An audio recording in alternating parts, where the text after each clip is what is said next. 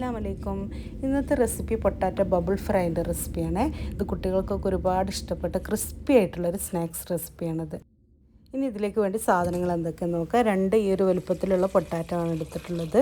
ഇത് തോലോട് കൂടിയിട്ട് തന്നെ വേവിച്ചാൽ അത്രയും നല്ലത്. അപ്പോൾ ഉള്ളിലേക്ക് വെള്ളം കിടക്കില്ല. ഞാൻ കുക്കറിലാണ് വേവിക്കുന്നത്. കുക്കറിൽ ഒരു 5 വിസിൽ വെച്ചിട്ടാണ് വേവിക്കുന്നത്. അപ്പോൾ കറക്റ്റ് പാക വേവായിട്ട് കിട്ടും.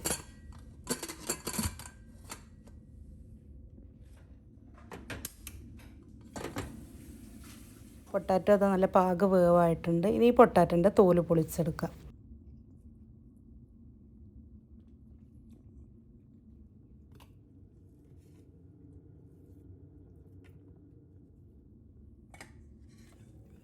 തോല് പൊളിച്ച് കഴിഞ്ഞാൽ പൊട്ടാറ്റോ ഇതേപോലെ നല്ലതായിട്ട് ഉടച്ചു കൊടുക്കുക.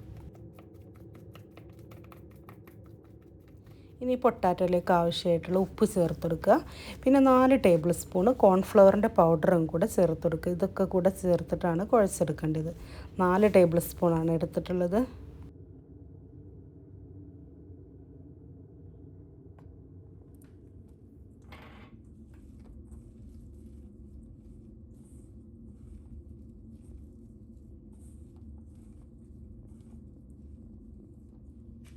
നല്ലപോലെ ചപ്പാത്തി മാവൊക്കെ കുഴക്കുന്ന അതേ പരുവത്തിൽ തന്നെ കുഴച്ചെടുക്കുക. കയ്യിൽ ഒട്ടിപ്പിടിക്കാണ്ടിരിക്കാൻ വേണ്ടിയിട്ട് കുറച്ച് 1 ടീസ്പൂൺ എണ്ണയും കൂടി ഓയിലും കൂടെ കയ്യിലാക്കിയിട്ടൊന്ന് കുഴച്ചെടുക്കുന്നുണ്ട്.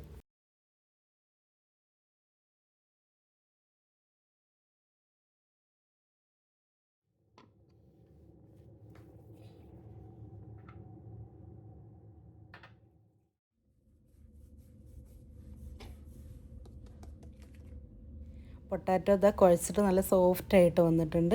ഇനി നമുക്ക് ഇതൊന്ന് മുറിച്ച് മാറ്റണം. കട്ട് ചെയ്തിട്ട് പീസാക്കിയിട്ട് മാറ്റിയെടുക്കണം. കട്ട് ചെയ്യുമ്പം കത്തിൻ്റെ മുകളിൽ ഈ പൊട്ടാറ്റോ ഒട്ടി പിടിക്കാണ്ടിരിക്കാൻ വേണ്ടിയിട്ട് കുറച്ച് കോൺഫ്ലവർ ഈ കത്തിൻ്റെ മുകളിലൊന്ന് പുരട്ടി കൊടുക്കുക.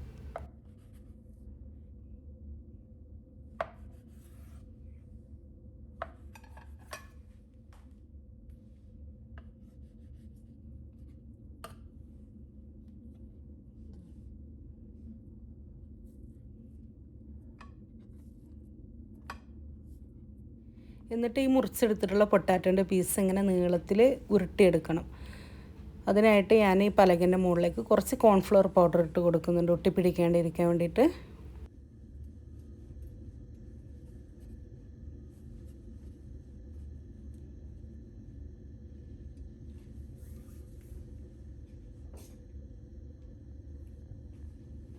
ഇനി ഇത് സ്മോൾ പീസസ് ആയിട്ട് ഇങ്ങനെ കട്ട് ചെയ്തിട്ടെടുക്കുക.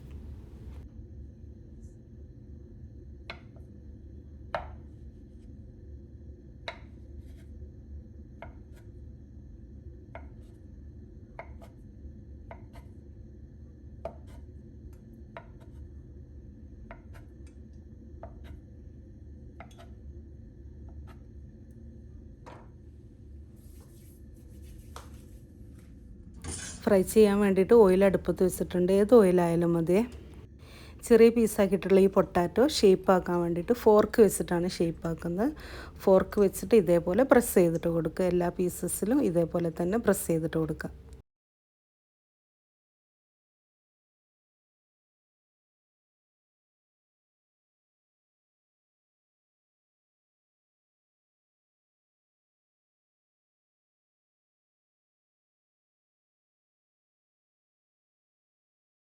എണ്ണ നന്നായിട്ട് ചൂടായി കഴിഞ്ഞാൽ എണ്ണയിലേക്ക് ഓരോ പീസസ് ഇട്ടിട്ട് ഫ്രൈ ചെയ്തിട്ടെടുക്കുക. ഇതൊരു ഹൈ ഫ്ലെയിമിൽ വെച്ചിട്ട് തന്നെ വേണം ഫ്രൈ ചെയ്തെടുക്കാൻ വേണ്ടിയിട്ട്.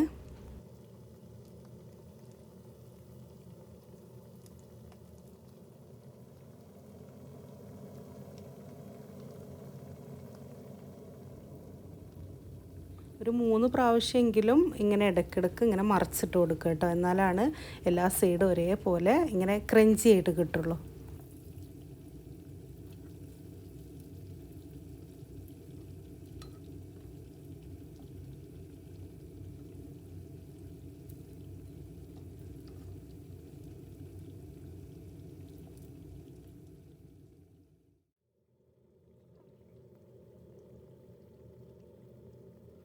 ഫ്രൈ ചെയ്യുമ്പോൾ തീയൊന്നും കുറച്ചിട്ടില്ല, ഹൈ ഫ്ലെയിമിലിട്ടിട്ട് തന്നെയാണ് ഫ്രൈ ചെയ്തെടുക്കുന്നത്.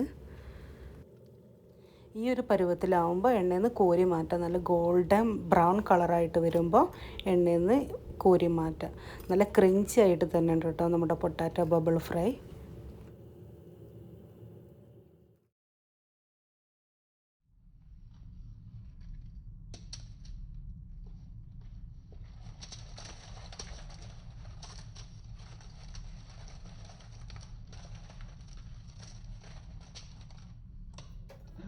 ഈ ഒരു റെസിപ്പി ഇങ്ങനെ വെറുതെ കഴിക്കാൻ തന്നെ ടേസ്റ്റാണ് കേട്ടോ. ഞാനൊരു സ്പൈസിക്ക് വേണ്ടിയിട്ട് കുറച്ച് മുളക് പൊടി അതിൻ്റെ മുകളിലേക്ക് ഇങ്ങനെ വിതറി കൊടുക്കുന്നുണ്ട്.